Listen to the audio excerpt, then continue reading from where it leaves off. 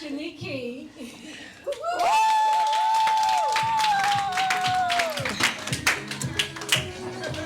Hey. You won't break my soul.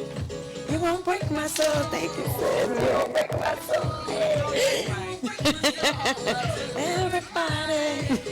Everybody. She could turn around. Yes, she could. Thank you. Yes, I love Beyonce, y'all. Okay. Yes, and that Shar asked us to pick a song today to come up before we speak or to introduce us. And I know we always go with This Girl Is on Fire, but I already know I'm on fire, so I didn't need that song. But You Won't Break My Soul. That's been my theme. That's been my theme. And I really don't need this mic because I have a big mouth. But thank you, ladies, for coming and supporting all of us women. We all have a different story to tell. And this brunch is truly about healing. And we're all talking about healing from different perspectives. So my name is Shanique Keene. I am a mother, host of the Heart Surgery Podcast, which I just started. And the Heart Surgery Podcast is to pretty much help women transform, right? I am a woman who has gone through a recent divorce. Last year at 40, I had to move back home with my mother, right? So who wants to do that at 40? Not me. I mean, I didn't see that as being my life at 40 years old. But what I realized is 40 was a transformation for me. At 39, I made up in my mind that I was not going to go another year doing what I had been doing. I wasn't going to go another year being in a relationship where I wasn't appreciated, right? So I said, I should have got divorced. First of all, I should have never got married. Let's be real. Let's be real. To him, right? That wasn't my partner. But we're not going to dwell on what we shouldn't have done, right? Because I have a beautiful daughter that came out of the marriage. And unfortunately, sometimes we have to go through things to really get it. That's right. Right? I have a strong mother standing back there, and she has told me things many times. But we have to go through to really understand the experience and what it means for us. Because you could have gone through a divorce, any of us could have gone through a marriage and divorce, but your experience is totally different than mine, right? And so just kind of bouncing back off of Letitia really quickly, because I want to share this part of my story, and I want to give you the foundation of where the Heart Surgery Podcast name came from. And I'm going to take these glasses off. The Heart Surgery Podcast name came from in 2019 when I had a 2-month-old at that time. 2019, the day of my birthday, March 20th, 2019. I thought I was going out to celebrate my birthday. And in the midst of that, I'm getting my 2-month-old dressed, I'm playing with her, and while I'm playing with her, she goes into a panic attack. I don't know, I've never seen nothing like it. At that time, I didn't know CPR. I called the doctor. They told me to bring her in. I couldn't stop her from crying. I said, if she don't stop crying, she's going to die. That's what I said. And in the midst of that, she ended up stopped crying. We got her to the pediatrician, took her to the doctor. Everything checked out perfectly fine. Perfectly fine. The doctor left out the room, came back in the room as I'm getting my daughter dressed. Wasn't supposed to come back in the room. Came back in the room and said, does she always breathe like that? And I said, yeah, babies breathe faster than other people. My oldest was 14 at the time. I'm doing this thing all over again. I have no clue. She said, get that baby to the ER now and get a chest x-ray. I'm thinking about going out to dinner for my birthday, y'all. It's my birthday, okay? So I'm like,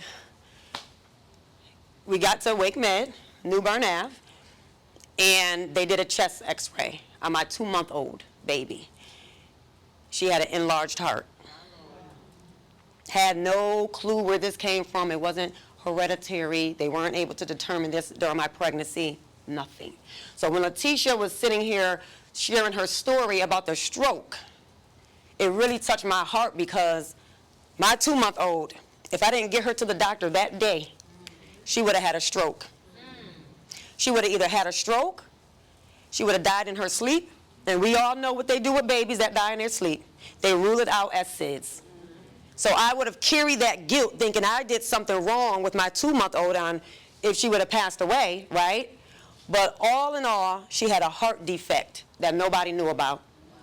So the name behind the Heart Surgery podcast, it started with my daughter, who's now 7 and doing amazing.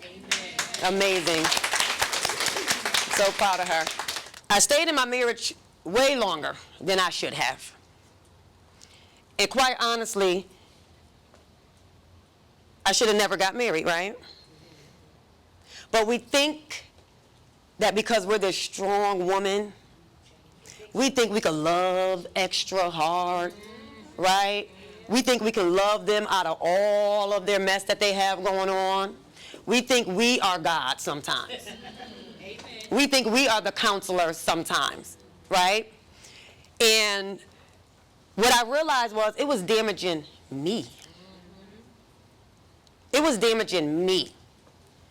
And in that moment where I realized that, I said, one day I just woke up and I said, he doesn't have the capacity.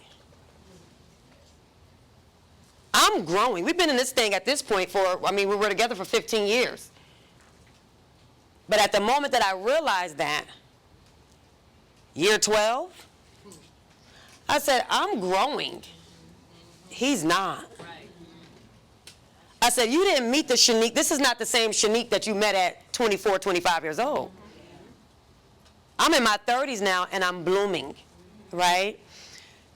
So many times we need to realize who we're connected to and who we go in partnership with. Because if the vision is not aligned, it's going to disconnect at some point, right? And I had to realize capacity. That's one of the words that I've been carrying with me for a few years now. Because when somebody does not have the capacity to do you or treat you how you need to be treated, it's not going to work. It don't matter how much you love.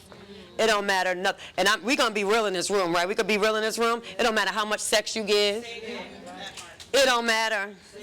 If they are not whole within themselves, it is not going to work.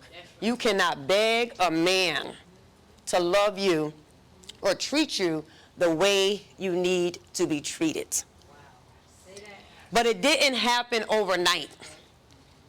It didn't happen overnight. In fact, we sold our house in 2021 after my daughter went through everything that we went through. We filed bankruptcy. We sold our house in 2021. He went his way, I went my way. I thought it was done. Divorce papers filled out, put them in a drawer, they sat there. We were separated for literally almost a year. And then we got back together. Y'all, come on now, y'all know how we do. He done said everything I wanted to hear and all the good stuff, said he was gonna pay the mortgage and the rent. I was like, oh, that's great, I could save my money, right? Said all the things that we want to hear. Nope. Nope. This is my first time sharing my story in a room like this, so give me 1 second. This was about the third relationship on me in this relationship, my marriage. So it wasn't like I didn't know what he was doing. I knew. In fact, I had some of the women's contact information, so I knew. I knew. But it was still something in me that wanted me to save, because we think we're saviors. We think we can change. We think we can be the better woman, and we think we can do all these things. But what I really realized, I didn't know my worth. Let's be real. And sometimes we got to sit in the mirror, like Shar said. We have to be real with ourselves. We have to be real with ourselves, because many times we don't know our worth, and that is why we deal with the things that we deal with. And at 40, I'm truly realizing my worth. And somebody said, you know, you may not like the new me. Too bad. So sad. It is so very true, because once you start to transform, and once you start to learn your worth and know who you are in God first, can't nobody step to you. Can't nobody step to you. And I'm in that space. I've been in that space for quite some time. And my mother, I know I drive you up to Walmart, I know. But she knows I don't play. I don't play with my time. I don't play with my energy. And I don't play with people. Because I don't let nobody play with me. Right?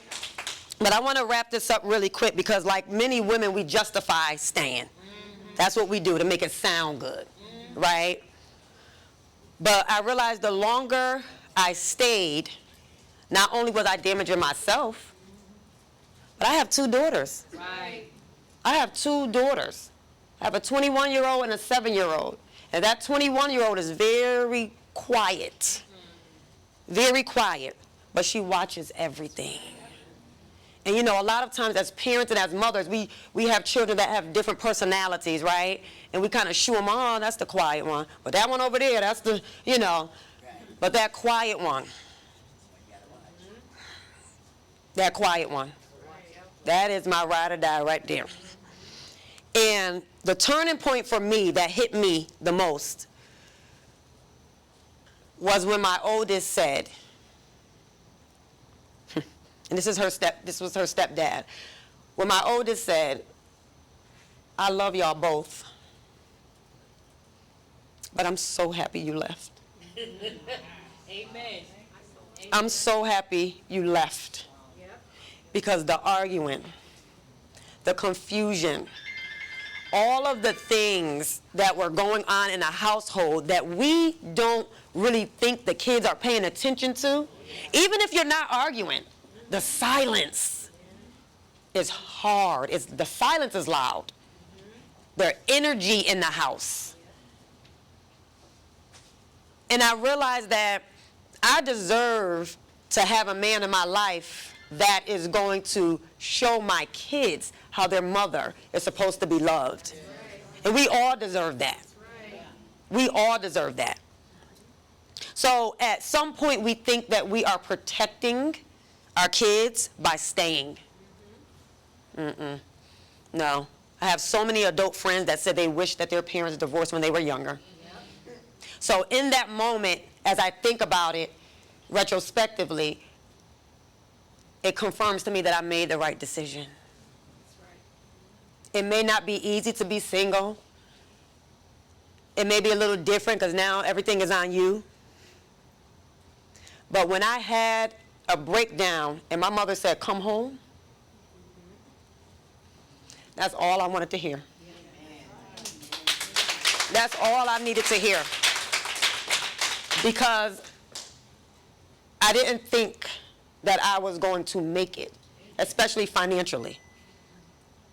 Because now I'm doing everything on my own. I'm rebuilding on my own. Sometimes I feel like I'm going backwards when I'm supposed to be going forward. And I'm saying all of this now because I'm still in it. I'm not out of it yet. Which is why I want to share my story, because I think right in this moment it touches better than if I've already overcame it. But I'm still in it. I still live with my mother. I'm rebuilding. You want to know something else? My oldest daughter lives with my ex-husband and his new woman. Yeah. Yep, because I'm that girl. And I don't care because I'm not bitter. I'm not angry. I know that in this season, this is where I'm supposed to be. And it wasn't hard. It wasn't easy to make that decision, but it also wasn't hard. Because I knew when I walked away, I was walking into greater. I knew that. I knew that right off the jump. So divorce doesn't define who we are. If anybody else has been through a divorce in here, it doesn't define who we are. It didn't define who I was, who I am. The title of a wife, that was not my entire identity. I am all of the above. And most importantly, I am God's daughter. And we all are God's daughters. And I'm not just talking to women in my position. I'm not just talking to divorced women. I'm talking to all women. Because at some point we've been single, married, divorced, widowed, whatever. What I've also realized on my journey of telling my story is that it's been healing for me.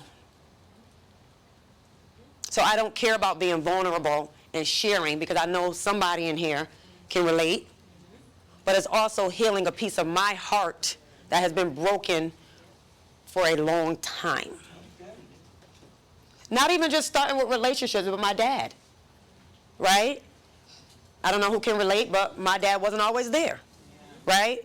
And so that is the part of self-accountability and self-awareness that we also need to make. Because my heartbreak didn't start in relationships. It started with the first man that was supposed to take care of me and didn't, okay? So let's make that very clear. This is why we have to get in these relationships and understand who we're partnering with and who we're connecting with. And we got to leave our baggage, we got to fix that and leave it where it's supposed to be. So healing is a choice. And we all have to make a decision to do so, right? And sometimes it starts with being honest with yourself. Looking in the mirror and saying, this is my problem. This is what I need to fix.